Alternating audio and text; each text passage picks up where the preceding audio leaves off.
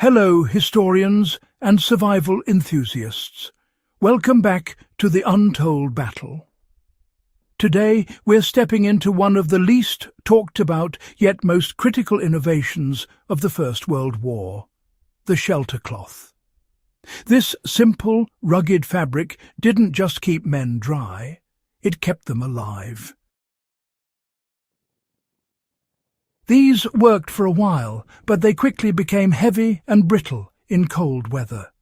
Worse, when exposed to the constant damp of trench life, they moulded, stank, and tore apart. The Western Front was essentially a swamp filled with barbed wire, lice, and artillery fire. Soldiers were exposed to moisture from above and below, with little chance to ever dry their gear. Engineers knew they needed a better solution, a fabric that didn't just resist water on the surface, but actually held its structure when soaked, one that could double as a tent, a poncho, a stretcher, or even a shrapnel curtain. To solve this, quartermasters turned back to one of Europe's oldest fabric technologies, oilcloth. The base was usually flax or linen canvas, tightly woven to limit gaps between fibres. This alone provided a degree of resistance to wind and moisture, but the real magic came from the coating process. Each piece of fabric was soaked in boiled linseed oil, a natural polymer derived from flaxseed, sometimes mixed with beeswax or paraffin for extra elasticity. Once applied, the cloth was stretched and dried slowly under tension for several days. During this curing process, the oil oxidized and hardened, forming a flexible waterproof layer that bonded to every fiber. When done correctly, it created a surface that repelled water and resisted decay for years. Soldiers could roll it up, carry it on their packs, or use it as a roof, a bedroll, or a rain cape. The beauty of the World War I shelter cloth was its simplicity. It required no chemicals, no synthetic binders, and no factory-scale machinery. Many soldiers even repaired or recoated their own sheets in the field, using linseed oil scrounged from supply depots or civilian workshops. Unlike modern plastic tarps that crack or shred under strain, these cloths grew tougher over time as the oil continued to polymerize. When cold, they stiffened slightly, creating a near armor-like quality that could deflect small debris and even absorb fragments from low-velocity shrapnel. When warmed by body heat or sun, they softened again, making them pliable enough to fold or shape around shelter frames. Reports from the French and British fronts describe how these oil-treated sheets were used for everything from roofing dugouts to wrapping artillery ammunition. Some troops even stitched two sheets together with a waterproof seam compound made from tallow and ash, forming makeshift bivouacs that could withstand weeks of heavy rain. When trench floors filled with water, soldiers would lay shelter cloths beneath their bedding to form a barrier against rising damp. The German army, famous for its efficiency, issued its own version known as the Zeltbahn, a triangular section of treated cotton that doubled as a poncho, tent wall, or camouflage sheet. Several of these could be buttoned together into a full tent or laid flat as a tarp. What made these designs so effective wasn't just the waterproofing, it was the versatility. Every soldier could carry one piece, and a squad could join them into something large enough to protect an entire position. They were modular, field repairable, and naturally biodegradable. Even today, many surviving examples from museums remain partially waterproof after more than a century.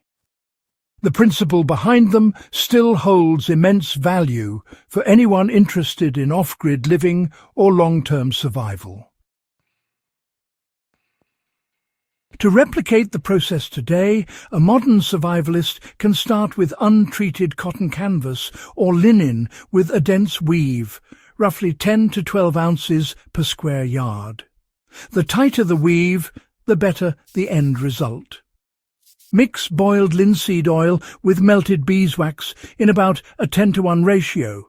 Warm it until it blends evenly, and apply it with a brush or roller in thin coats. Allow each layer to dry fully before applying the next. The key is patience. The curing process can take several days, depending on humidity and temperature. Once complete, the cloth should have a slightly tacky finish that will harden over time.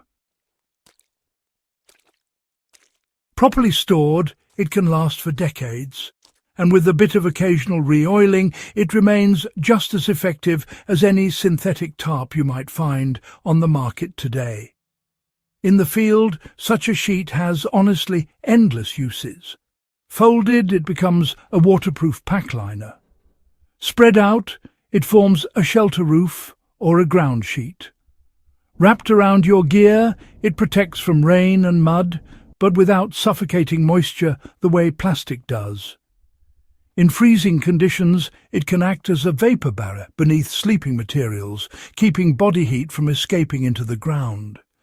And unlike synthetic tarps, it won't crack from the cold or melt near an open flame. An advantage that, well, could mean the difference between safety and disaster in primitive camps or wartime field conditions.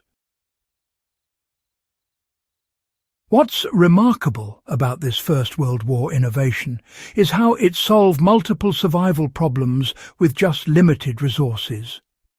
Soldiers and engineers back then didn't have access to polymers or modern coatings. They relied on natural chemistry and craftsmanship. The same approach, surprisingly, can still outperform many so-called high-tech options today. Modern oilskin or waxed cotton jackets, for example, are direct descendants of these shelter cloths. They use the same principle of saturating fibres with oils and waxes to create breathable, waterproof protection.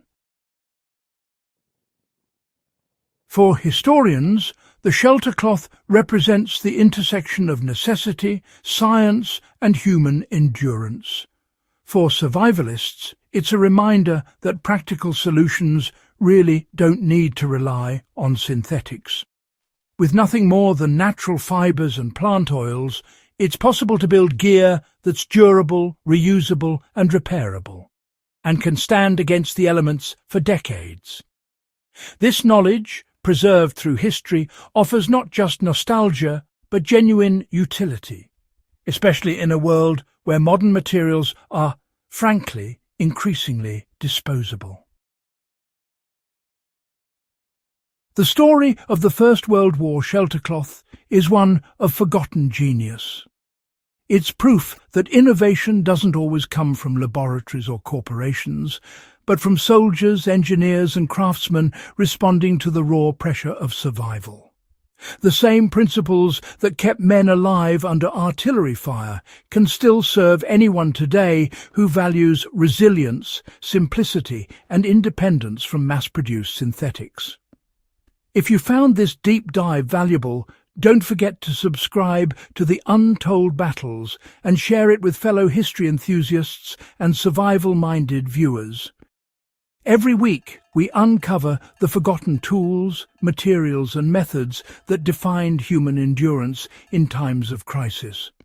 And honestly, many of them still work better than what we use today.